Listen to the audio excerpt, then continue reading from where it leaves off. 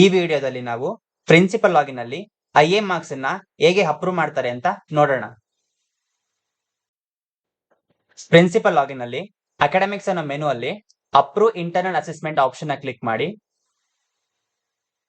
ಇಲ್ಲಿ ನೀವು academic year, programme level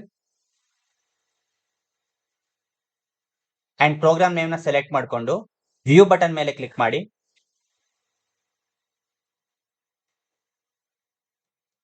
ಇಲ್ಲಿ ನಿಮಗೆ ಸ್ಟೂಡೆಂಟ್ ವಿಸಿಬಲ್ ಆಗ್ತಾರೆ. ಆಕ್ಷನ್ ಕಾಲಮ್ ಅಲ್ಲಿ ಅಪ್ರೂವ್ ಪೆಂಡಿಂಗ್ ಐಎ ಅಂತ ಆಪ್ಷನ್ ಇರುತ್ತೆ, ಅದ್ರ ಮೇಲೆ ಕ್ಲಿಕ್ ಮಾಡಿ. ಸ್ಕ್ರೋಲ್ ಮಾಡಿದಾಗ ನಿಮಗೆ ಲಾಸ್ಟ್ ಅಲ್ಲಿ ಅಪ್ರೂವ್ ಅನ್ನೋ ಆಪ್ಷನ್ ಇರುತ್ತೆ, ಅದ್ರ ಮೇಲೆ ಕ್ಲಿಕ್ ಮಾಡಿದಾಗ ನಿಮಗೆ ಒಂದು ಕನ್ಫರ್ಮೇಶನ್ ಮೆಸೇಜ್ ಕೇಳುತ್ತೆ. Want to submit the exam department once submitted modify is not allowed ಅನ್ನೋ ಮೆಸೇಜ್ ಕೇಳುತ್ತೆ. ಎಸ್ ಕೊಡಿ. ಸಕ್ಸಸ್ಫುಲಿ ಅಪ್ರೂವ್ ಆಗಿರುತ್ತೆ. ಓಕೆ ಮೇಲೆ ಕ್ಲಿಕ್ ಮಾಡಿ. Thank you.